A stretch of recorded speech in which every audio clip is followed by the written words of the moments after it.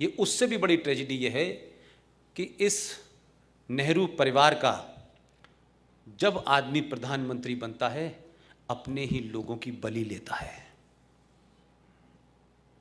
नेहरू जी प्रधानमंत्री बने, इस देश के एक बहादुर आदमी जिसने दुनिया में जाकर के चैलेंज किया, आपके नॉर्थ ईस्ट के इलाके को कब्जा लिया, 40,000 लोगों की फौज बनाई और 26,000 लोग उस फौज के मारे गए। और यहां गाना लता मंगेशकर गा रही हैं कि बिना खड़ग बिना ताल दे दी हमें आजादी बिना ढाल के। 26,000 लोग सिर्फ इंडियन नेशनल आर्मी के मारे गए थे, आजाद हिंद फौज के। 21 लाख लोगों को डिवीजन में मारा और पूरे मेरठ से लेके इस इलाके के अंदर सब जगह पेड़ों के ऊपर लाशें लटकी हुई थी।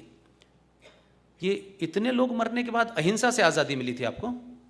ये नैरेटिव क्रिएट किया क्योंकि उनको मालूम था कि अगर दूसरा इतिहास पढ़ाएंगे तो ये बौने लोग जो है सत्ता से बाहर आ जाएंगे जिन्होंने अंदर सांठगांठ कर रखी थी।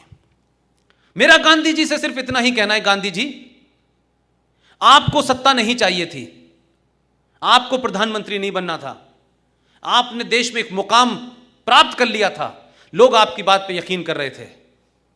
आपने देश को एक वादा किया कि मेरी लाश पे पाकिस्तान बनेगा, लेकिन गांधी जी आप हमें कहीं लड़ते हुए तो नजर आते, कहीं धरना प्रदर्शन करते तो नजर आते कि आपने देश के बंटने के खिलाफ कोई धरना दिया, प्रदर्शन किया, आपने जिद अटली, आपने नेहरू जी को भी साइडलाइन कर दिया होता तो हम मानते कि आपने कुछ ईमानदारी से काम किया। लेकिन आप किस किस बात पे अड़ गए कि 14 में से 1 वोट नहीं मिला, कहा कि नेहरू की हार तो मेरी हार है। आपने उस जमाने के हाई मॉरल ग्राउंड लोगों के उस इमोशन को एक्सप्लॉइट किया, उन्होंने छोड़ दिया। पूछिए एटली साहब जब हिंदुस्तान आए थे, क्योंकि भारत को जब तथाकथित आजादी के दस्तावेजों पे साइन हो रहे थे तो सीआर एटली यहां आए थे आजादी के बाद में बंगाल में, और बंगाल में जो गवर्नर थे उस गुप्तगू का पूरा जिक्र है, वो बातचीत जो उनके बीच में हुई है इट्स अवेलेबल। उन्होंने पूछा गवर्नर साहब ने कि ऐसी क्या वजह थी, सब चीजें तो फिजिल आउट हो चुकी थी, कोई रेजिस्टेंस नहीं था, आप भारत से क्यों गए? सीआर एटली का जवाब है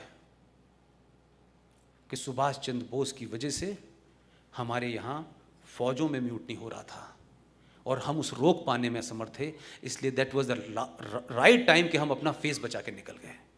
लेकिन आपके मुल्क में जो इतिहास लिखा गया उसमें सुभाष चंद्र बोस एक वॉर क्रिमिनल है, उसमें भगत सिंह एक आतंकवादी है, यह आपके डॉक्यूमेंट में लिखा हुआ है। आपको लगता है कि पिछले 70 साल में जो हीरो बनाए गए उन हीरो को देख करके इस देश में कोई सुभाष चंद्र बोस पैदा होगा, कोई भगत सिंह बनना चाहेगा, कोई वीर सावरकर बनना चाहेगा? क्योंकि आपने अपने सही हीरो को खत्म खुद कर दिया।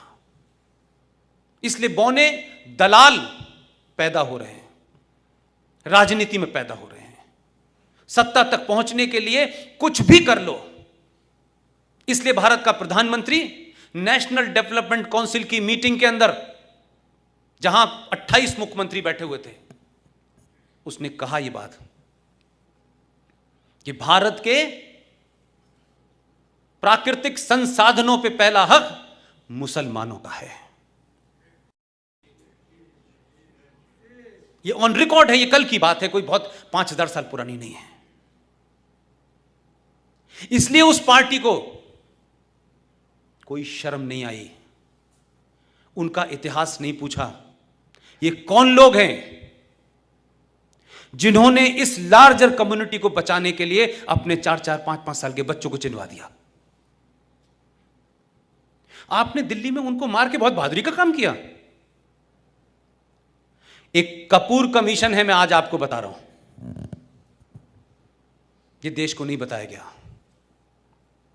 महात्मा गांधी के मर्डर के बाद 1969 में एक कपूर कमीशन बना है, उसकी रिपोर्ट नहीं सार्वजनिक की गई है। पूना में महात्मा गांधी के कत्ल से 3 दिन पहले उसमें एक डिस्ट्रिक्ट मजिस्ट्रेट और उसकी एक वाइफ का कन्फेशन बयान है।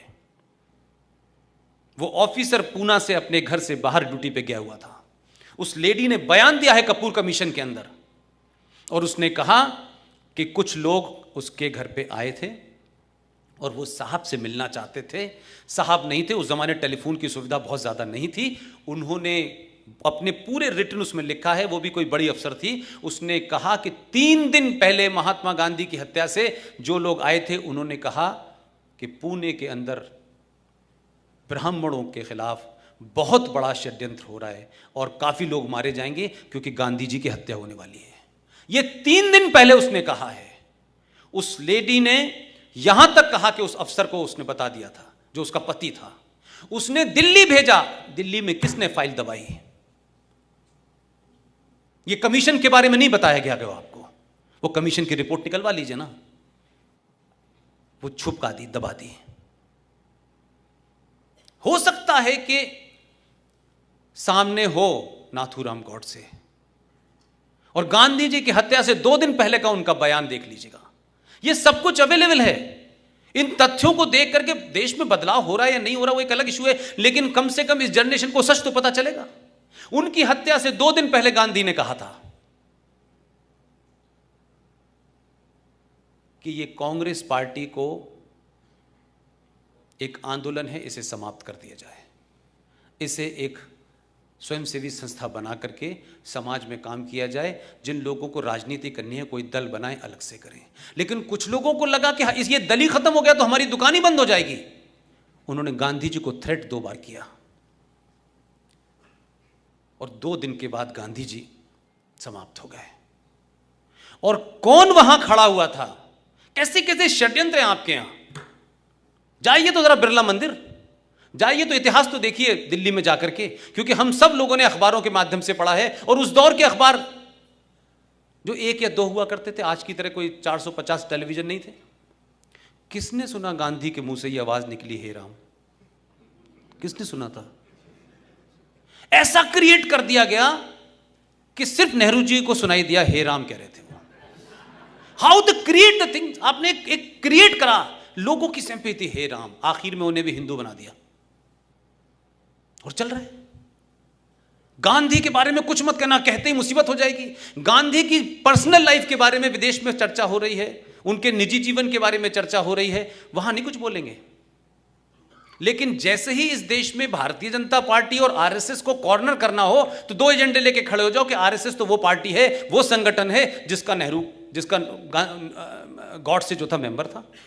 और ये देखिए, ये तो वीर सावरकर के समर्थक हैं। तो ये बड़ा अच्छा है, जैसे ही वो ये बोलते हैं ये बेचारे डिफेंसिव हो जाते हैं।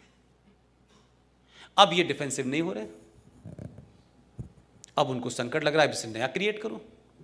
तो इस बार क्या हुआ कि उन्होंने कहा कि अच्छा, जिसको तुमने हिंदू आतंकवादी क्रिएट किया था वही हम उसके खिलाफ उतार देते हैं, जो हिंदू आतंकवादी थ्योरी का जनक था। तो राजनीति में आदर्शवाद नहीं चलता है। हम ये कहें कि राजनीति एक अलग चीज है, तो राजनीति के जो नियम हैं वो आपको अच्छे लगें या ना लगें, आप उसी से आप जीत सकते हैं। जब आप आदर्शवादी थे, ये तमाम संघ के लोग होंगे यहां, इन्हीं का संगठन, इन्हीं की Bharatiya Janata party political training लोग लेते हैं, जाते हैं। मैं गलत कह रहा हूं साहब? मैं गलत कह रहा हूं? आपसे जुड़े हुए लोग होते हैं, वो चले जाते हैं राजनीति में।